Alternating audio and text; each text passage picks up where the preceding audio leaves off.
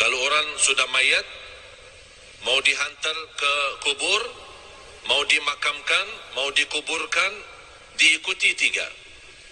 Temanin, ikut 3. Keluarga, harta, dan amal saleh. Begitu mereka sudah dikuburkan, sudah ditanamkan, kata Rasulullah, pulang 2. Sallallahu alaihi wasallam. Diam 1. Pulang balik, keluarga sama harta. Tapi yang diam di situ dan ikut masuk adalah Bismillahirrahmanirrahim. Assalamualaikum warahmatullahi wabarakatuh. Alhamdulillahi rabbil alamin. Allahumma shalli ala sayyidina Muhammad wa ala ali sayyidina Muhammad.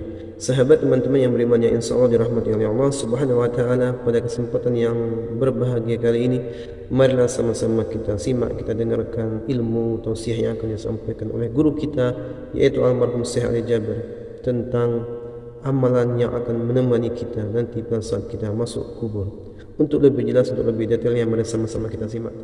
Saya dapat pelajaran seluruh manusia punya kawan, punya sahabat.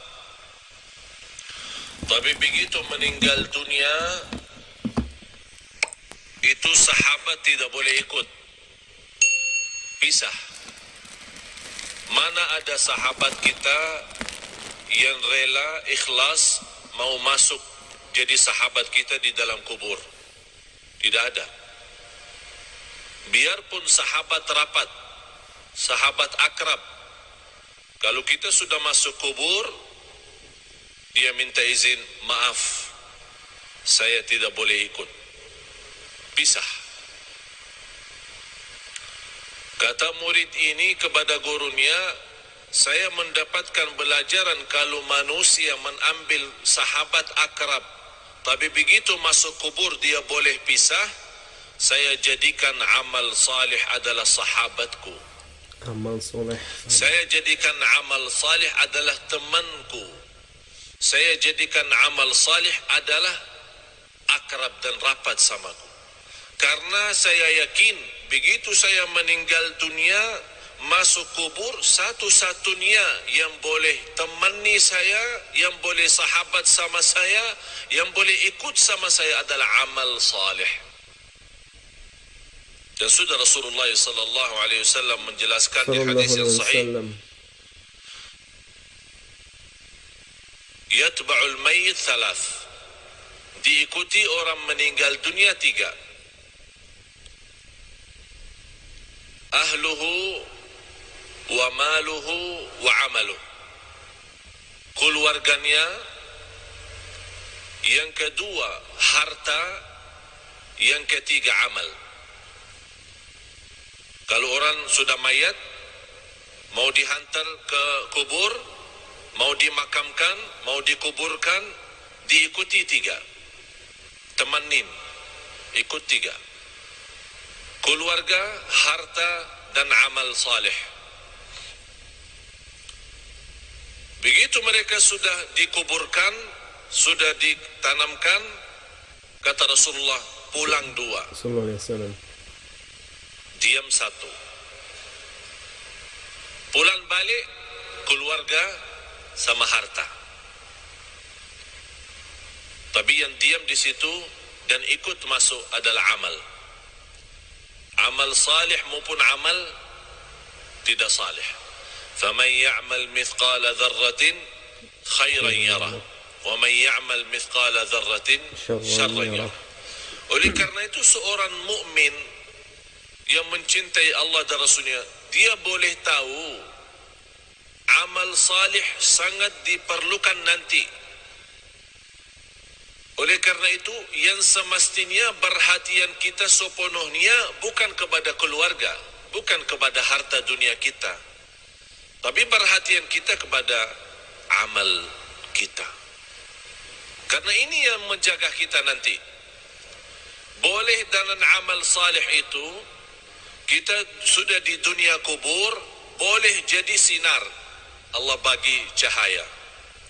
Cahaya dari mana? Salat, wudu, sedekah, puasa, silaturrahim, akhlak mulia, amanat, jujur, lemah lembut, kasih sayang, cinta. Semua kebaikan dia usahakan dan dia amalkan. Di situ Allah terangkan kubur yang namanya kubur sempit, gelap. Dan kita sudah nampak macam mana kubur. Dan tidak ada di dunia orang masuk kubur sudah dibagi lampu di dalam. Tak ada. Apakah anda sudah nampak? Masuk dalam satu kubur, buka, ada semua. Ada tempat tidur, ada lemari es, ya, untuk minum-minum nanti. Ada enggak? Tak ada kan? Tidak ada sama sekali. Selimut, bantal, boleh masuk sana? Tidak ada. Semuanya tidak ada. Biarpun raja, biarpun sultan, biarpun menteri, biarpun orang kaya, biarpun apapun jabatan, biar miskin, boleh di dunia beda rumah. Orang kaya punya istana, punya rumah bagus. Orang miskin punya rumah sederhana. Tapi kalau dalam kubur sama, tidak beza.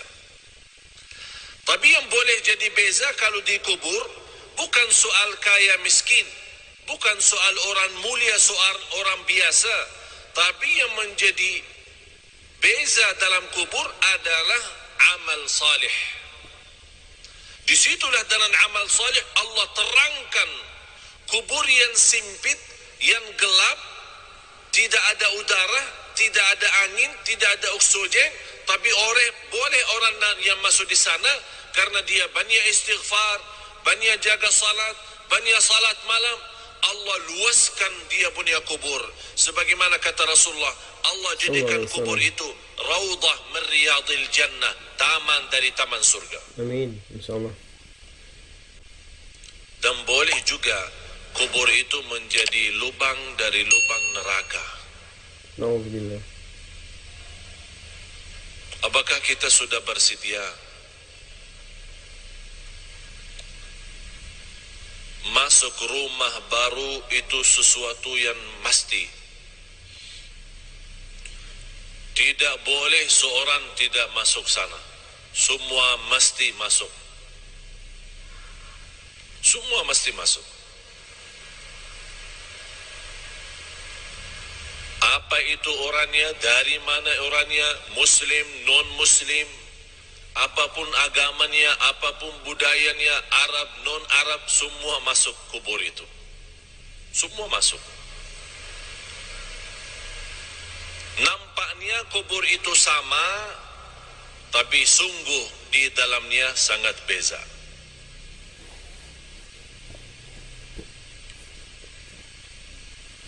Kemarin ada seorang meninggal dunia, seorang ibu.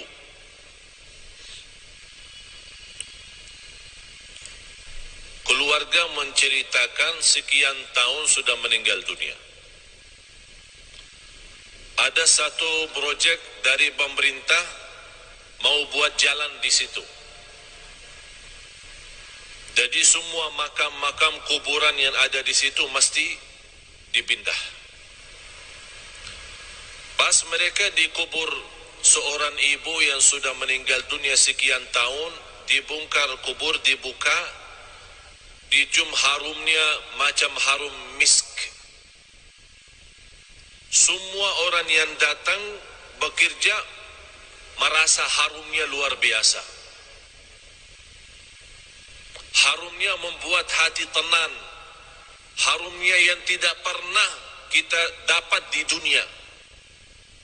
Itu keluar dari dia punya kubur. Akhirnya ditanya dia punya keluarga, apa amalan seorang ibu ini sambil boleh dapat kubur macam itu harumnya?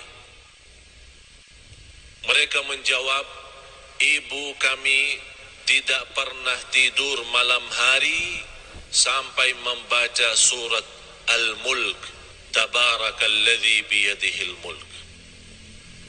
Setiap malam Allah bukan hanya terangkan kuburannya, tapi Allah harumkan. Harum luar biasa. Dan itulah kata Rasulullah sallallahu alaihi wasallam, 30 ayat, 30 ayatan syafa'at li sahibiha, 30 ayat yang membantu, yang menolong seorang masuk kubur, diselamatkan oleh Allah dari siksa kubur. Apa itu 30 ayat? Tabarakalladzi biyadihil mulk. Dan ini juga menjadi sunnah Nabi kita, Nabi Muhammad sallallahu alaihi wasallam. Sekarang tuan-tuan jemaah sekalian, cuba bertanya diri, berapa kali kita baca surat Al-Mulk? Ini bahan suratul Mulk 30 ayat. Kalau kita duduk tidak lebih dari 15 minit, 20 minit. Tapi 15 minit mahal. 15 minit jamin kita selamat dari siksa kubur. Tapi banyak manusia yang lalai. 15 menit boleh kita selamat di alam kubur, tapi kita lalai, sepertinya kita sudah siap disiksa di kubur, bukan diselamatkan. Na'udzubillah. Oleh karena itu, tuan-tuan jamaah sekalian yang dimuliakan Allah Subhanahu wa taala, dirahmati Allah sekalian, baca surat Al-Mulk. Niat kita diselamatkan oleh Allah dari siksa kubur. Diselamatkan oleh Allah dari kubur, lubang dari lubang neraka.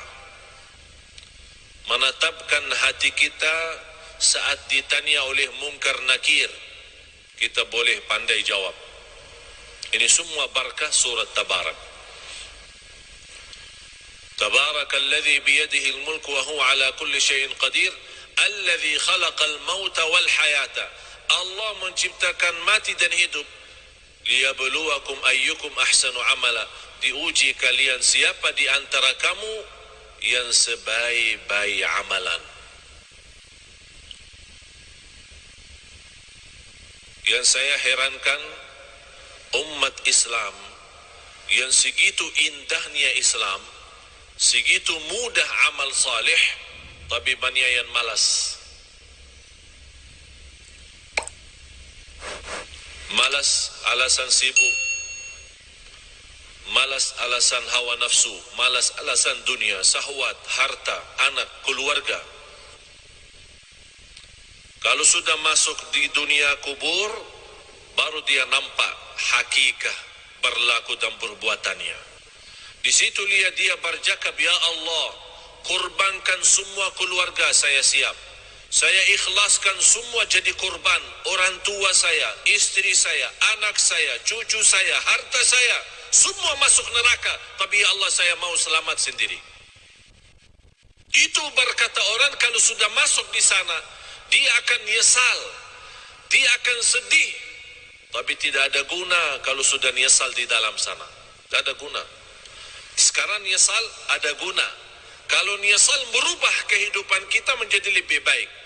Kalau kita sedih menjadi orang segera taubatan nasuha, mengisi amal salih, mengisi taqwa dan mengisi apa yang diridai Allah Subhanahu wa taala. Baru akan terwujud saat kita menghadapi kematian. Ya ayyatuhan nafsul mutmainnah, irji'i ila rabbiki radiyatan mardiyah. Ini sebuah penghargaan yang luar biasa istimewa dari Allah. Ini Allah panggil, jiwa yang tenang, sini, jangan takut, jangan khawatir. Allah sambut, Allah jumbut, Allah muliakan orang-orang yang berjuang dalam kehidupannya karena Allah, dan dia wujudkan, qul inna salati wa nusuki wa mahyaya wa mamati lillahi rabbil alamin. Dia wujud hidupku, matiku karena Allah.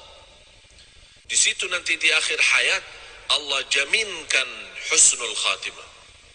Insyaallah. Tuan-tuan jemaah sekalian, sisa umur kita tidak ada yang boleh tahu. Sudah saya silaturrahim kali ini yang ke-7. 7 atau yang ke-8? Kurang, yang ke-7. Saya sudah ke-7 kali ke Malaysia.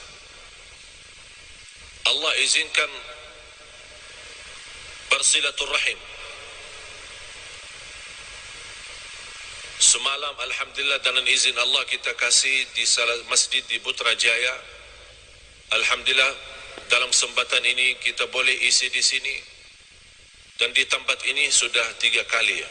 3 kali atau 4 kali.